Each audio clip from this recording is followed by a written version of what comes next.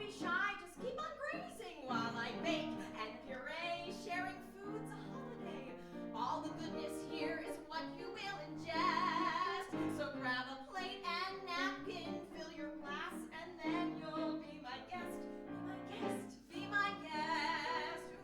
Beef ragout, shrimp satay, there's a brisket on the way. I'll prepare and serve with flair a culinary cabaret. If you're sad and alone, you don't even need to phone. I will whip you up a batter, and your problems will not matter. We will laugh, we will sing, feed on love. That is the thing. It's the batter that will take you to home plate. So come and join the party. You'll feel hale and hearty as my guest. If you're stressed, it's my cooking I suggest. Be my guest, be my guest, be my guest. At the tender age of 9 months old, I discovered language. And this exploration of sounds led me to my first fully formed word. Cheese. Cheese, glorious cheese. Don't care what it looks like. That extra bit more. Don't care what it smells like. Cheese. I wanted cheese. I needed cheese. I loved cheese. My love of food had begun. Growing up, the kitchen became a sort of safe haven for me. Whenever I was sad, embarrassed, or angry, I would find solace in raiding my fridge. Once, when I was 5 years old, my mother found me hiding in our tiny food pantry, which is merely a closet, after a quibble with my sister. She opened the door and she saw me stuffing my face full of cookies and chocolate dribbling down my face. And I turned and looked at her, and I was desperately trying to hide the fact that I was using her Oreo cookie stash as a therapeutic tool. I wish I could tell you that was the last time that happened. In middle school and high school, I would come home after a long day, walk home from the bus, and I would go straight to the kitchen. And I would wait until my parents would get home from work because I was going to help them make dinner. Well, what was it going to be? Eggplant parmesan, tuna noodle casserole, or my dad's famous slop, aka Italian meat sauce with spaghetti. It didn't matter, because I would be waiting there with my cutting board out and my knives at the ready. It was my favorite part of the day, and it still is.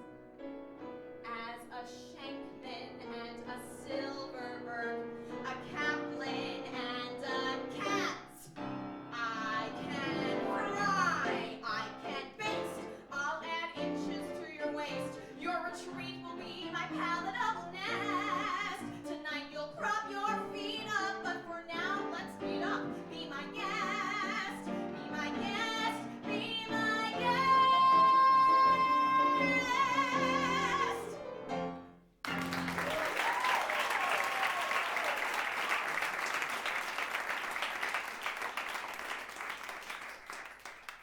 Everybody knows where to find me when I am at home. And no matter where that house is, X marks the spot. And that spot is always the kitchen. Now, if you couldn't tell by my list of family names, I grew up in a family full of Jews.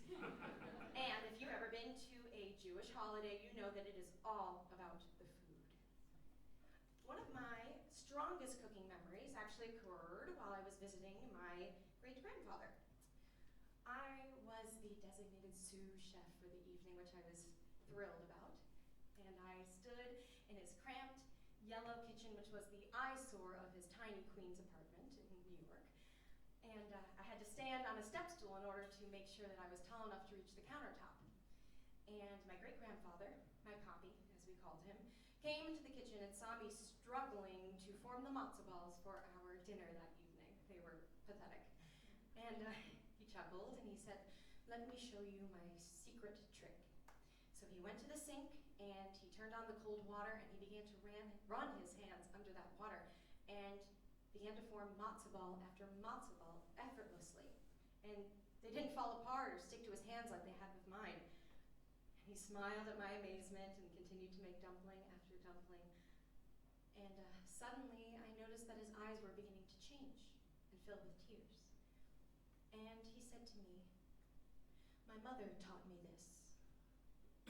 This was the only time I'd heard him speak speak about his family that he had left behind in Poland. As a Polish Jew, he was never safe in his hometown, and he struggled to own his heritage. After years of persecution, he decided to emigrate to the United States and begged his family to come with him. And they refused. He never saw them again. Upon arriving in New York City, he tucked his Jewish tradition safely away in his kitchen, like the smorgasbord of pickled fish, or the bagels and schmear, and the Sabbath cholent, and the Mazl soup. But he tried to assimilate elsewhere in his house and in the outside world to forget the hate that he had left behind.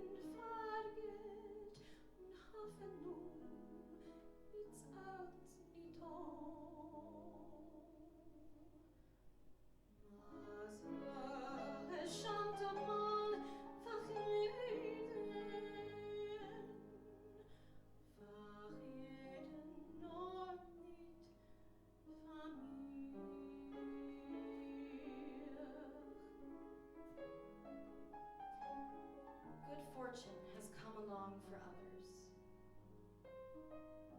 Why does it avoid me? Will it ever come? And will it, as it has for others, bring a little happiness to me?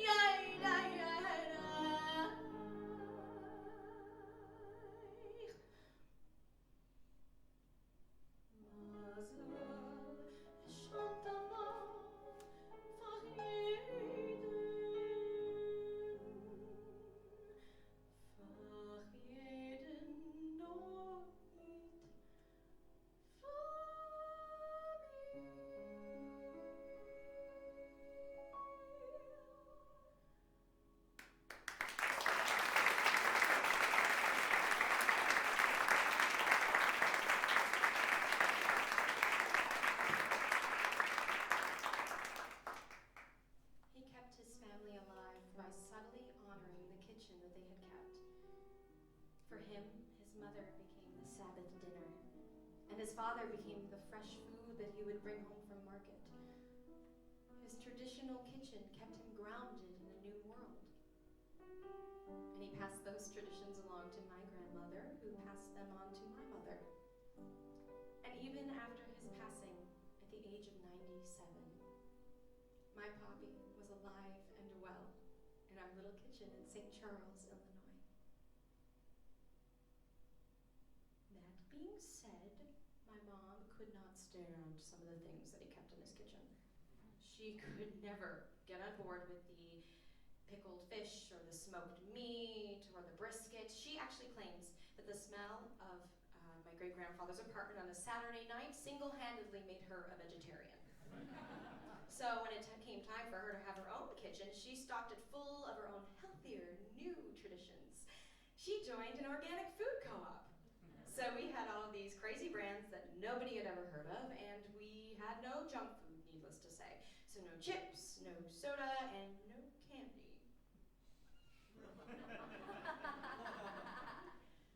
When I got to go over to my friends' houses, it got way more exciting.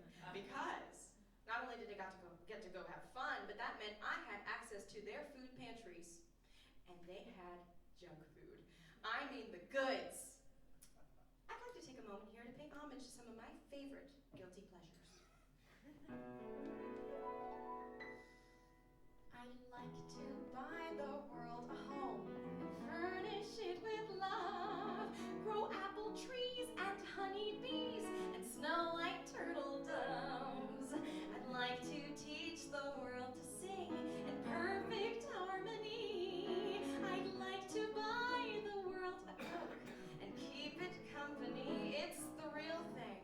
And I want one today.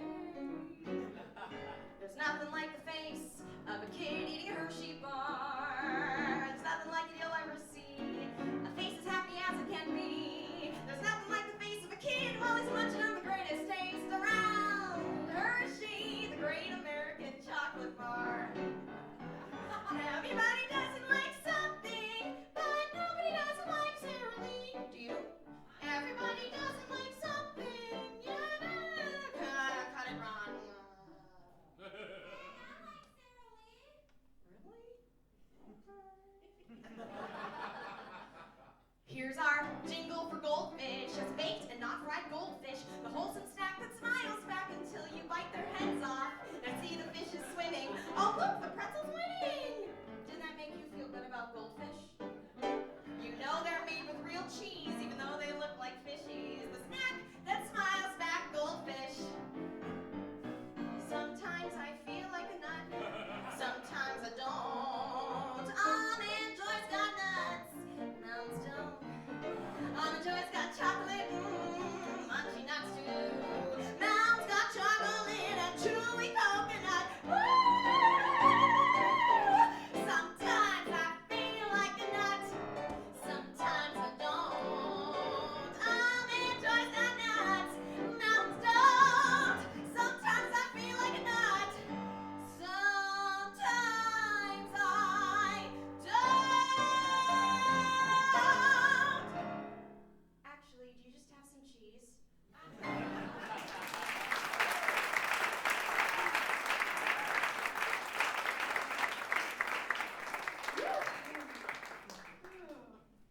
So whenever I think of Burger King, I think of my dad. I know. It sounds strange, but my mom was completely in charge of our at-home meal routine. She cooked most of our meals, they were predominantly vegetarian, and we very rarely went out to eat. And when we did, she steered us clear away from the fast food. My mom is convinced that McDonald's is one of the world's greatest evils, right up there with global warming and Al-Qaeda. Now, what she didn't know was that every Thursday night after my violin lessons, my dad and I would frequent the local Burger King. My dad's kitchen was his 1990 blue Subaru, and eating on the road was his forte. After a good lesson, he would buy me a Whopper Jr., and then on the drive home, he would switch on the classic rock radio station.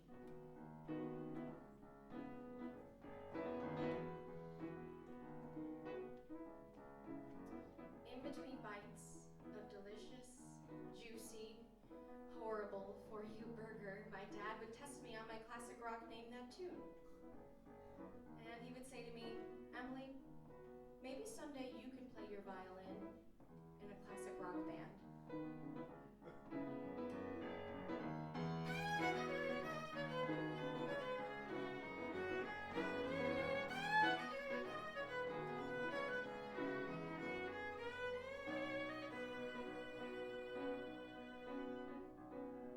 Trust your intuition.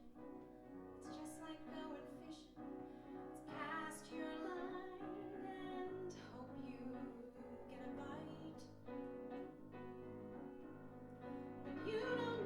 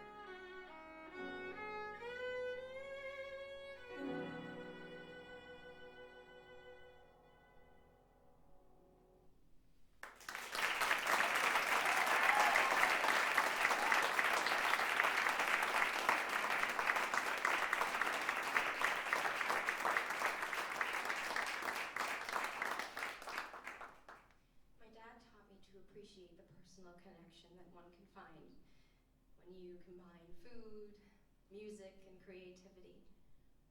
Those moments are often so simple, so quiet, even pedestrian, that if you don't pay close attention, you might miss them.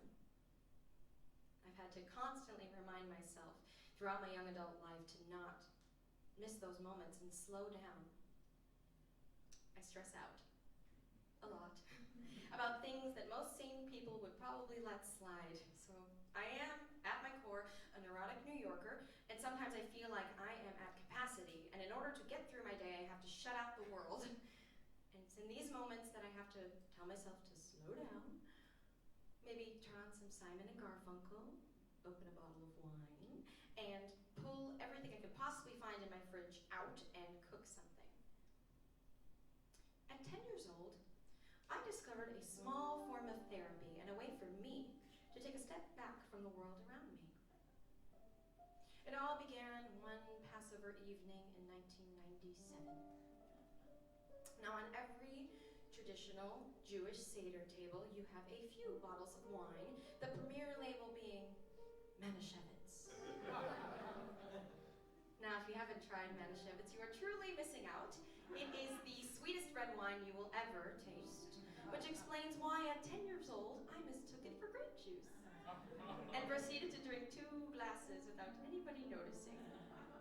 It made me feel warm all over, warm all over. Every time I drink, you get me warm all over. Sometimes I feel kind of out in the cold, but then I take a sip and I'm home again. Now, at a certain point in time in the Seder, we take our glasses of wine or grape juice and we proceed to dip our pinky finger into the glass 10 times, removing 10 drops of wine, each drop representing one of the plagues that was struck against the Egyptians. This was the point in time that my parents noticed my suddenly unusual behavior. I thought these plagues were hilarious. Though there's nothing less funny than these 10 plagues. You have frogs, lice, beasts, cattle disease, blood, darkness, hail, slaying of the firstborn child, which is probably what my father was thinking of doing to me as I laughed my way through the most serious part of the Seder. And there is one more, but it is escaping me. Anyway, I could not keep it together, and thus began my deep-seated love for the fermented grape. Warm all over, warm all over. Gone are all the clouds that used to swarm. Locusts. Yeah, that's the last one. Please always let me keep feeling the way I do. So warm all over, with a glass of wine or 2.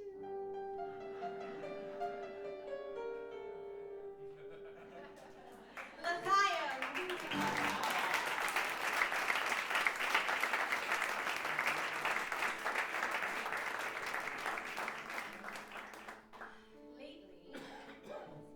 Lately, these Woody Allen worthy neuroses that I have become more frequent and more intense. At 26 years old, I feel as though I should be somewhere and have done something.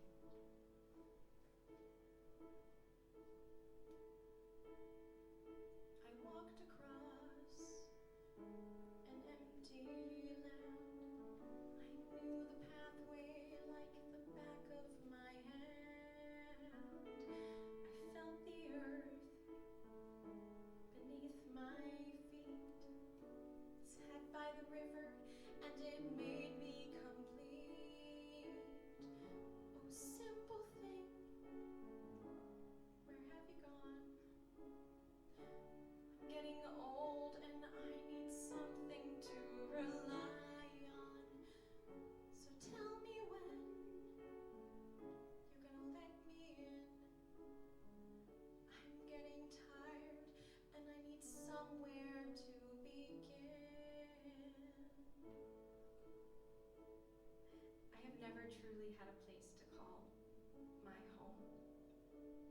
I have moved at least once a year, every year, for the past 8 years of my life.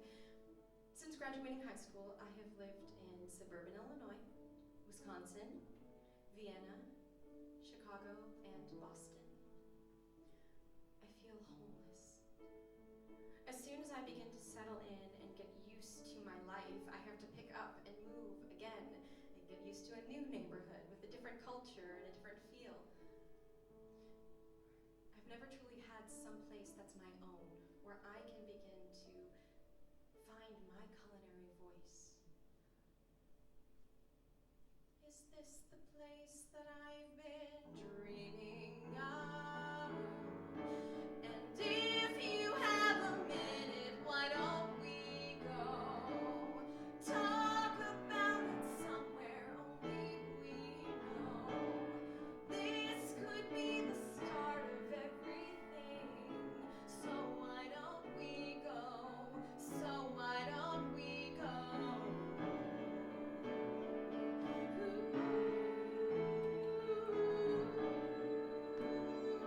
Yeah,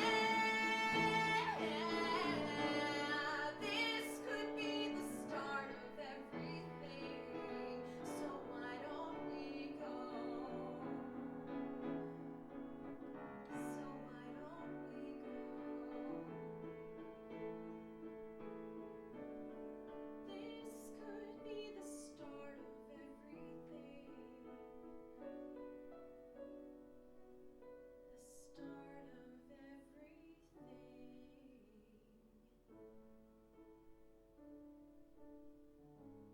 Even through my frustration, I try and find moments where I can begin to explore and find this culinary voice that I've been searching for.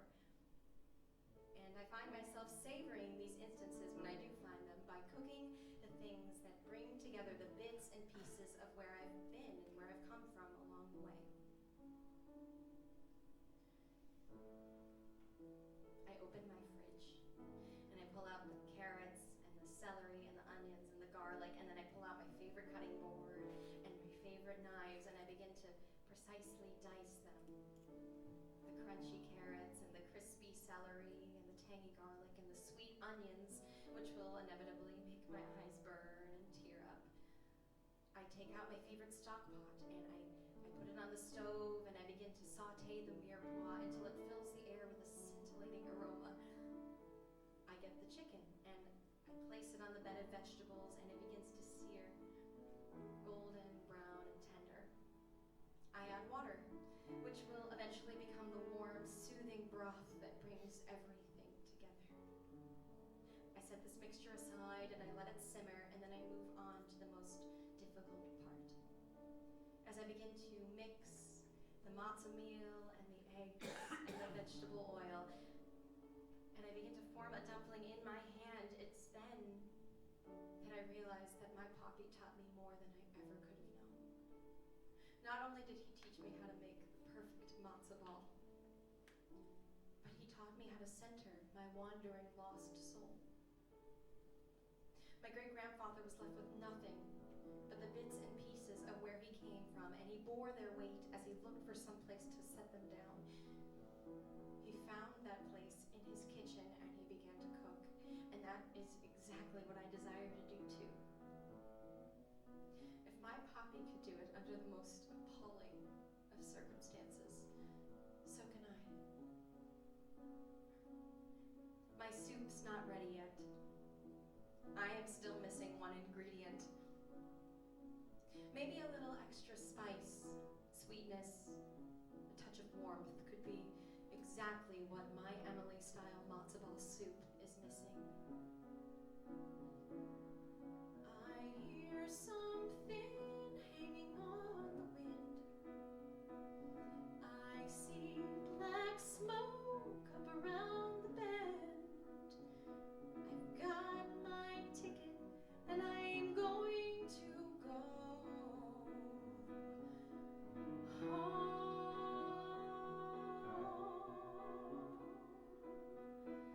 The